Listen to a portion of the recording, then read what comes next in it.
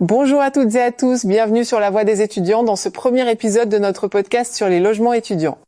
Je m'appelle Mila et aujourd'hui nous allons parler d'un sujet qui concerne directement la vie de milliers d'étudiants en Afrique et particulièrement au Cameroun. L'accès au logement étudiant, et nous accueillons pour cela notre expert en la qualité, Monsieur Kevin. Bonjour Mila, bonjour à tous. Je suis le docteur Kevin, expert en questions sociales et éducatives, et je suis ravi de débattre avec toi de ce thème crucial pour la réussite académique et le bien-être des étudiants. Attachez vos ceintures, on plonge au cœur du problème. Imaginez, vous arrivez à Yaoundé, Douala ou Bouéa, plein d'espoir pour l'année universitaire, mais très vite, la recherche de logement devient un vrai parcours du combattant. Pour ouvrir notre échange, Dr Kevin, pouvez-vous expliquer pourquoi l'accès au logement étudiant est devenu un tel défi pour les jeunes dans de nombreux pays africains ? Bien sûr, Mila. On estime que chaque année, la population étudiante en Afrique subsaharienne augmente de 10 à 15%. Pourtant, les infrastructures universitaires, souvent héritées de l'époque coloniale, ne suivent pas ce rythme. Résultat, sur 10 étudiants, 7 doivent se rabattre sur des logeurs privés, parfois dans des conditions précaires. C'est frappant, effectivement. Et ce recours au secteur privé expose-t-il les étudiants à des risques particuliers, au-delà du prix élevé des loyers ? Absolument. La précarité du logement étudiant se manifeste aussi par des conditions de vie insalubres, des contrats peu transparents et un risque accru d'escroquerie. On peut comparer cela à une loterie. Certains étudiants trouvent un logement correct, mais beaucoup subissent des dérives, ce qui a un impact direct sur leur bien-être et leur réussite académique. Pour mieux comprendre, pourrait-on dire que la crise du logement étudiant est symptomatique des difficultés structurelles du système éducatif africain ? Exactement. C'est un effet domino. Le manque d'investissement dans les infrastructures universitaires entraîne une pression sur le secteur privé, qui n'est pas toujours régulé. Cela révèle les limites de la planification urbaine et éducative et accentue les inégalités entre étudiants issus de milieux différents. Penchons-nous maintenant sur le Cameroun où la situation semble particulièrement tendue. Docteur Kevin, pouvez-vous illustrer les spécificités locales qui aggravent la crise du logement étudiant ? Certainement. Au Cameroun, dans des villes comme Yaoundé et Douala, la capacité des résidences universitaires ne couvre qu'environ 8-10% des besoins. Le reste des étudiants doit se débrouiller dans un marché locatif où la demande explose, entraînant une flambée des prix et des pratiques abusives, comme la demande de plusieurs mois de caution.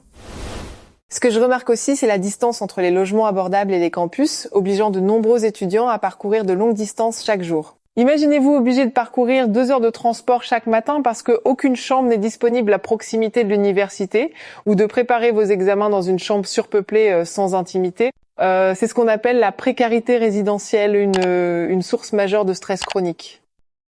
Existe-t-il des données sur l'impact de ce phénomène ? Oui, en 2022, une étude locale a montré que plus de 60% des étudiants camerounais dépensent au moins 30% de leur budget mensuel en transport. Cela se traduit souvent par de la fatigue accumulée, du stress et, à terme, une baisse de la performance académique. Par exemple, moi personnellement, j'ai eu à arriver en retard à un examen de la session normale à l'époque à l'université de Yaoundé. En plus de la question financière, on entend beaucoup parler d'arnaques et de logements insalubres. Peut-on dire que la sécurité et la santé des étudiants sont aussi en jeu ? Tout à fait. Il y a eu une augmentation notable des plaintes pour escroquerie immobilière et de cas de maladie liés à l'insalubrité. Alors comment expliquer que dans un pays où l'éducation est vue comme le passeport pour l'avenir, tant d'étudiants se retrouvent piégés par cette crise silencieuse ? Cette précarité crée une insécurité permanente qui décourage parfois certains étudiants de poursuivre leur cursus. Pour illustrer concrètement ces difficultés, écoutons quelques témoignages d'étudiants camerounais. J'ai visité 10 maisons avant de trouver une chambre. Le propriétaire m'a demandé 6 mois de caution et une avance de 3 mois.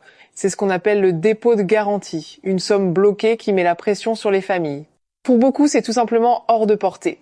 D'autres, comme à Douala, tombent dans le piège des arnaques immobilières. Fausses annonces en ligne, avances encaissées, logements fantômes. Imaginez perdre vos économies et devoir dormir chez des amis la boule au ventre. Ensuite, nous avons le témoignage nous venant d'une interlocutrice de la communauté Amphimile de Douala qui nous dit « J'ai été victime d'une arnaque en ligne. J'ai versé une avance pour une chambre qui n'existait pas. J'ai perdu mon argent et j'ai dû vivre pendant 2 semaines chez des amis. Je connais plusieurs amis qui, malgré d'excellents résultats, ont dû mettre leurs rêves en pause juste parce qu'ils n'avaient pas de toit stable. Oui, vous avez bien entendu, le logement, pas les notes et parfois la barrière la plus haute. La pression démographique fait exploser la demande de logement autour des universités. On entend souvent parler de spéculation foncière, c'est dire quand les propriétaires profitent de la rareté pour augmenter les prix. En d'autres mots, c'est comme si chaque chambre disponible était mise aux enchères. Maintenant, vous pourriez penser, mais les bourses universitaires ne servent-elles pas à ça? Malheureusement, elles couvrent rarement le coût réel du logement, surtout avec l'inflation galopante. Et enfin, nous avons Ivan de Bafoussam qui dit « Ici, les loyers sont élevés à cause de la demande. On partage souvent une chambre à 3 ou 4 étudiants pour réduire les coûts. C'est pas toujours confortable, mais on n'a pas le choix. » Alors, est-ce normal que tant de jeunes vivent dans l'incertitude juste pour étudier? La réalité, c'est que la quête du logement prend parfois plus de temps et d'énergie que les partiels eux-mêmes. Kevin, que révèlent ces histoires individuelles sur la situation globale? Ces récits sont révélateurs d'un phénomène généralisé. Chaque étudiant doit déployer des stratégies de survie, que ce soit en partageant une chambre à plusieurs, en acceptant des compromis sur la qualité du logement, ou en dépendant du réseau familial pour se loger, parfois très loin du campus. On entend aussi parler d'arnaques en ligne qui semblent devenir un problème croissant. Quelles précautions les étudiants devraient-ils prendre face à ces risques? Il est essentiel de privilégier les annonces vérifiées, de demander à visiter les lieux avant tout paiement et de se méfier des offres trop alléchantes. Les associations étudiantes commencent d'ailleurs à mettre en place des plateformes sécurisées, mais la vigilance reste de mise. Face à la hausse des loyers, le partage d'appartements devient quasi inévitable. Peut-on y voir une solution durable ou seulement une adaptation temporaire? C'est une réponse pragmatique mais pas structurelle. La colocation atténue les coûts, mais elle ne règle pas le problème de fond, l'insuffisance de l'offre et la nécessité de logements décents à proximité des campus. Pour finir, abordons les solutions envisageables. Dr Kevin, quelles mesures concrètes pourraient améliorer l'accès au logement étudiant au Cameroun et en Afrique? L'urgence, c'est de renforcer l'investissement public dans la construction de résidences universitaires modernes, intégrant sécurité, accessibilité et services de base. Un modèle inspirant existe au Maroc, où des partenariats publics-privés ont permis d'augmenter de 40% la capacité d'accueil en 10 ans. Cet exemple marocain est intéressant. Pensez-vous que des initiatives étudiantes comme les réseaux de colocation ou les coopératives puissent aussi transformer la donne à court terme?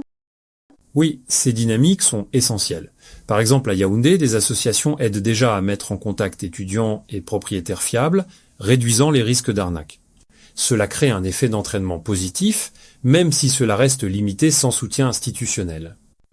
Pour accélérer le changement, quel rôle peuvent jouer les acteurs privés, les familles ou encore les investisseurs? Ils ont un rôle clé à jouer en innovant dans l'offre de logements abordables et en soutenant des projets sociaux. Investir dans le logement étudiant, c'est investir dans la réussite de la jeunesse et, par ricochet, dans le développement du pays tout entier. Il est temps d'admettre que la crise du logement n'est pas qu'un problème matériel. C'est un frein caché à la réussite académique et au bien-être de toute une génération. Alors, que peut-on faire? Peut-on vraiment espérer du changement ou sommes-nous condamnés à voir des générations sacrifiées? Première piste. Développer des résidences universitaires modernes gérées de façon transparente. C'est plus qu'un simple dortoir, une vraie communauté avec des loyers adaptés au budget étudiant. Un peu comme ces campus villages qu'on voit à l'étranger. Ensuite, il y a les plateformes sécurisées de location qui pourraient réduire les arnaques grâce à la vérification des annonces et au paiement sécurisé. Imaginez un Airbnb mais réservé aux étudiants et contrôlé par les universités. Enfin, n'oublions pas la solidarité intergénérationnelle des programmes où les étudiants logent chez des seniors en échange de services ou d'un loyer réduit. C'est gagnant-gagnant, non? C'est pas utopique. D'autres pays l'ont fait, pourquoi pas nous? Si on veut vraiment que chaque jeune ait sa chance, il est temps de traiter le logement étudiant comme un droit, pas un privilège. Pour conclure, il apparaît que la résolution de la crise du logement étudiant est un levier décisif pour l'avenir d'une génération entière. Merci Dr Kevin pour votre éclairage et merci à nos auditeurs pour leur attention. N'hésitez pas à partager ce podcast autour de vous et à réagir. À très bientôt pour un nouveau débat étudiant. Amphimil simplifie ta vie d'étudiant un clic à la fois.